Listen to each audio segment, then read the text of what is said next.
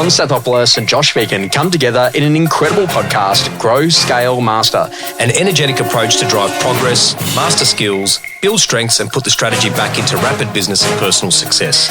Backed by real-world experience in rapid scaling to playing the long-term game of business, it's the story of all the lessons learned on the journey to mastery. Be inspired, renew your energy and chase the future with Grow, Scale, Master.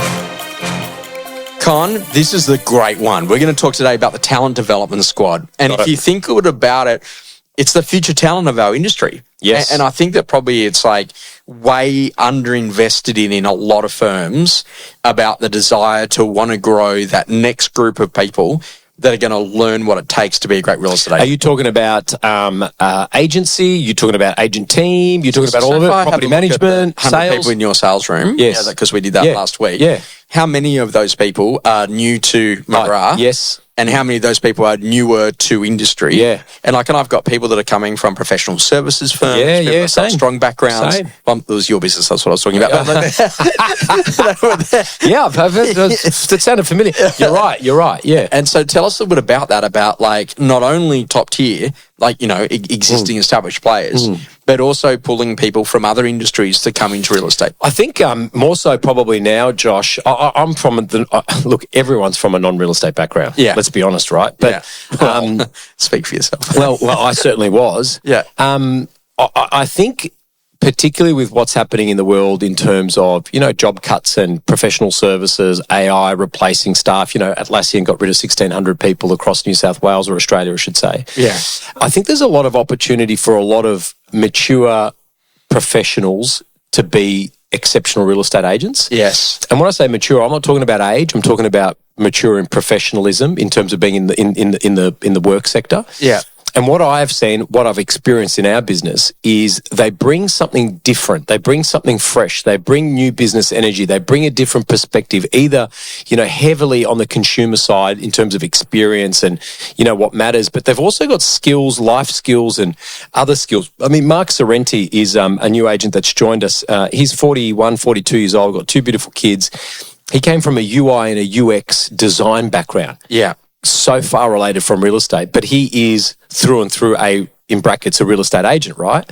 And what he brings is a different type of energy. He's very calm, very trustworthy, very mature, but he's also 100% committed to this. He's pushed all of his chips in. He's got, you know, a year's worth of savings, you know, up to make sure that this works. So for me, the future talent of our industry, they're normally sitting in the chairs in your office right now. Yeah. It could be a front office manager. It could be a property manager, a leasing officer. It could be a BDM. It could be a sales associate. It could be the person that you meet at the cafe or whatever it might be.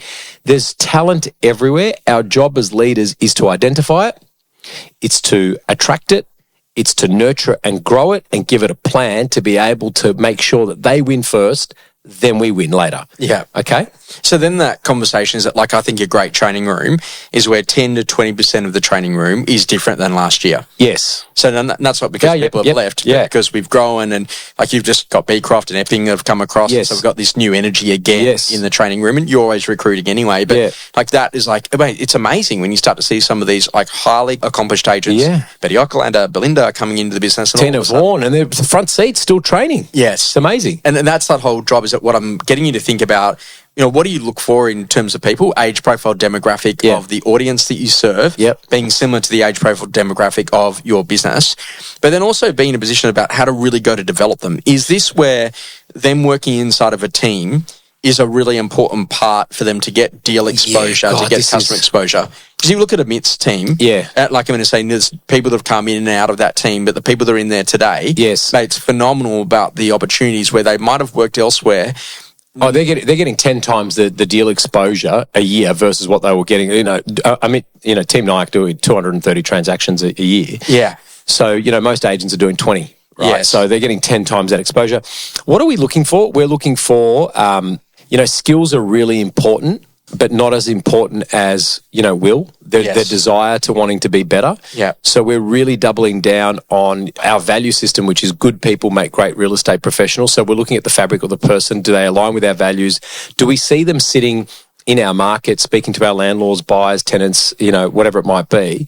Then we're looking at motivation. It's kind of like what we're doing with vendors right now. Yes. And then we're also really looking at competency. Yeah. So yes, you might have real estate experience. Let's check that competency. You may not have real estate experience. What competency have you got?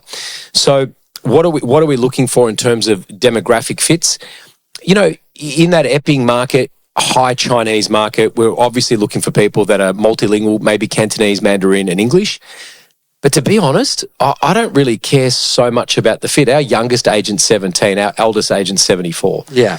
And, you know, on either side of the spectrum, there are plus and minuses. I think what we're looking for is, does someone genuinely want to be committed to this industry, or are they just interested in being a real estate agent? Mm-hmm. And in market conditions like we have today, the people that are committed will get through this, and they will be phenomenal agents when and if the market does bounce back. So how do you get them like that customer exposure or transaction exposure? If they're not in a team? Yeah. Okay, so in a team, really simple. Obviously, expose them to deal flow.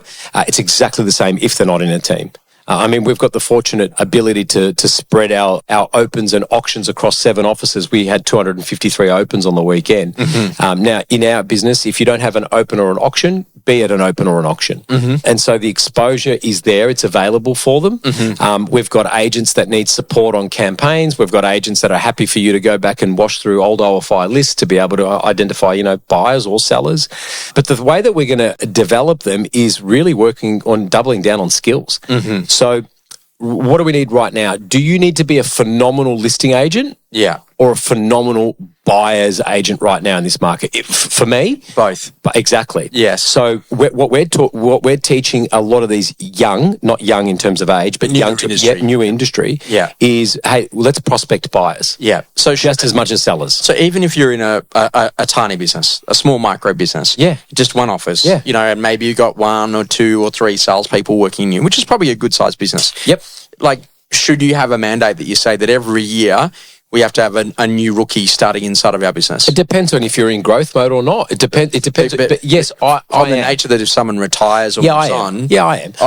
I just think that. Do you know what I reckon? I reckon it keeps you sharp. I was just going to say, you have to teach the listing 100%, prospecting, 100%, listing, you know, all of that. That's exactly right. And you've got to be at the top of your game. If you're transferring knowledge to people, you've got to do it properly. And so I've seen a number of businesses where they were a small, tight efficiency operation. They were absolutely number one in their marketplace, dominated for like 15 years, and then 2 salespeople retired, and overnight went to less than 5% market share. Yeah. And the problem with that organisation is that whenever anyone went to go and work there, they were given the community title stuff. They were given the hard to sell type stuff rather than the prime, like, you know, stuff that was really what you wanted to be known for in that market. And so I think that, like, you got to be careful not to set people up for failure.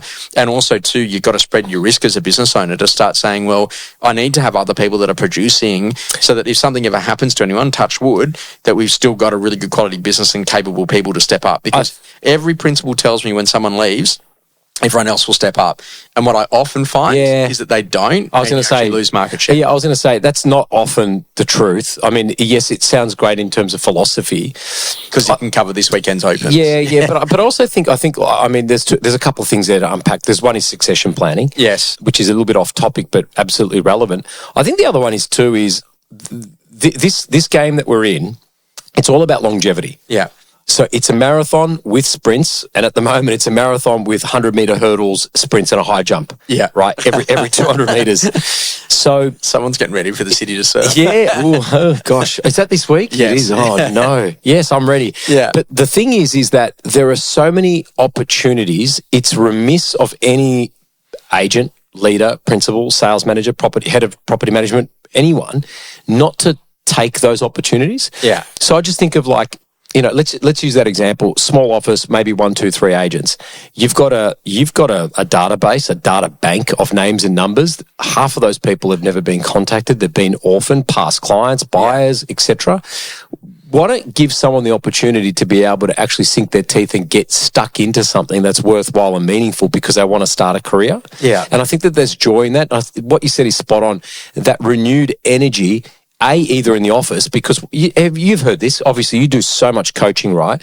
Where they go, oh, Jono's just joined the business. He's a breath of fresh air. Yeah. He's uncovered all these opportunities from Sally's database that Sally didn't even know, or whatever it might be.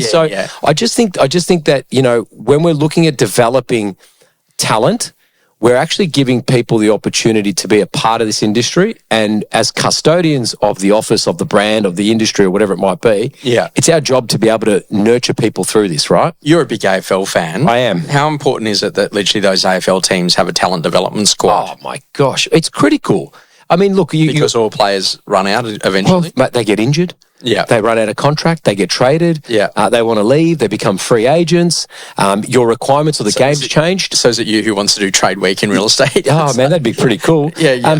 But your requirements change. Years ago, it was all about the midfield. Yes. Now it's all about your backline and your midfield or your ruckman or whatever it might be. So I think we need to be able to really think about our talent equation. Yeah. What are you doing to find them, attract them, retain them, grow them, and then ensure that they've got the best opportunity to be able to have an incredible career? They win, you win. Yeah. And I think we haven't done that really well as an industry. I'll give you a really fun fact, right? Because we monitor every agent in our market.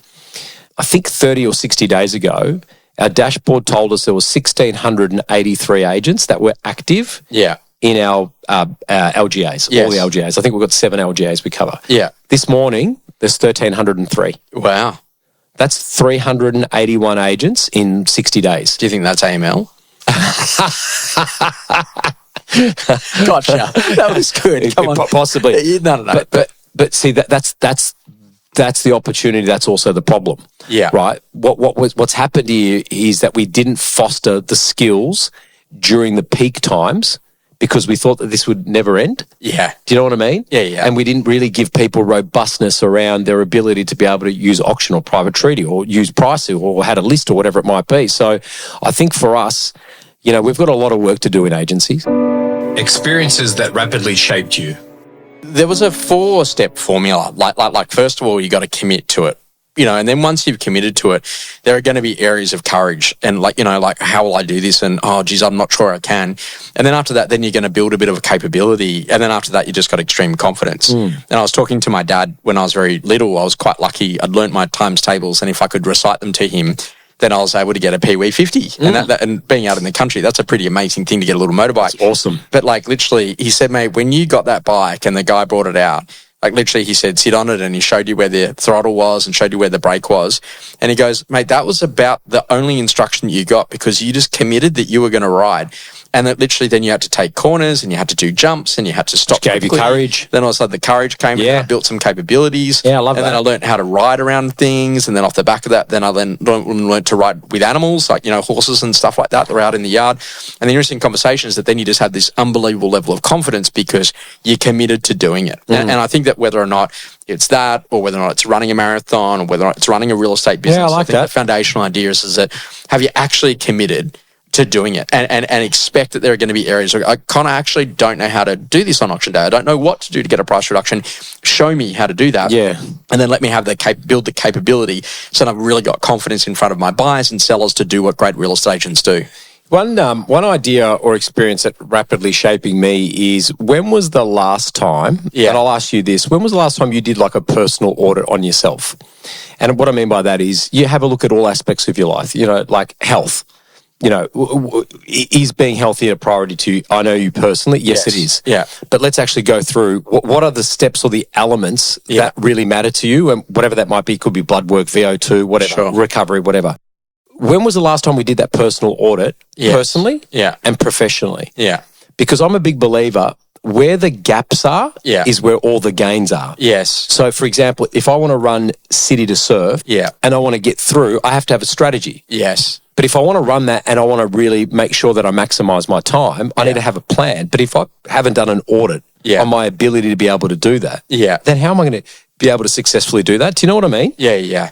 And I think that this leads us in that whole conversation. It's it's that reflection to reproject where you want to go. Yeah. And what we're seeing a lot at the moment is what I go to call mission drift, that we set the mission on the 1st of July about what we were going to achieve. Yes. We've got to the 1st of August and gone, we're not going to make it. Yeah. And so you've given up almost. Correct. The balance of the year. Yeah. And I just think that hang on a second, if you were racing in the Formula One and you didn't win the first 3 races, but you still got 41 more to go, You haven't given up. Or do you change tires? That's exactly what I'm talking about. But we need to audit ourselves, Josh. Yes. We've really got to look at it and be really, and maybe you need a coach like you, or you need someone that can kind of shine the torch in the dark spots to be able to say, yes, mate, you're really good at listing. Yeah. But your list to sell conversion, kind of sucks. Yes. And that's probably going to come down to these three things. Let's work on that. And I think that, unless you're doing that reflection piece and you're doing an audit on your life or in your business or yourself in terms of your skills, then you're going to miss out on a lot of opportunities.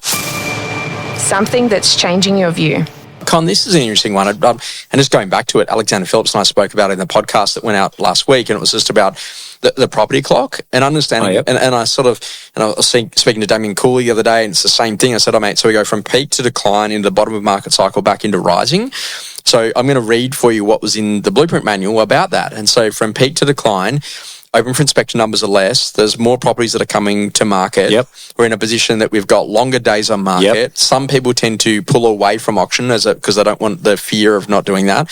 Auction clearance rates are obviously lower, and we're in a position that naturally buyers have the fear of overpaying. So an owner reduces price to what the buyer said they'd pay, and then the buyers all of a sudden drop price again. And then the owner has the fear of not getting out of the market because it's not stopping in terms of how much it's reducing. Yes. And I took some people through that, and they were just like, oh yeah, that's what I'm going through. I'm like, guess what? This is a part of a cycle. Yes. Because then you've got declining into bottom of market, then you've got that into rising, and back up into peak. Correct. But I think that so many parts of the country have enjoyed from bottom of market cycle into rising for so long that a lot of people are now probably quite tired, quite exhausted. Yeah. That all of a sudden things are not just happening as they were, and they were working hard in terms of volume. But now they're working really hard with relationships to try to get deals together between both buyer and seller. Yep. And I think that if you can have better awareness that you're actually in a cycle, then you can then look at the tools and the systems and the people you've got to get around you to be able to thrive in that environment. Yeah, totally agree.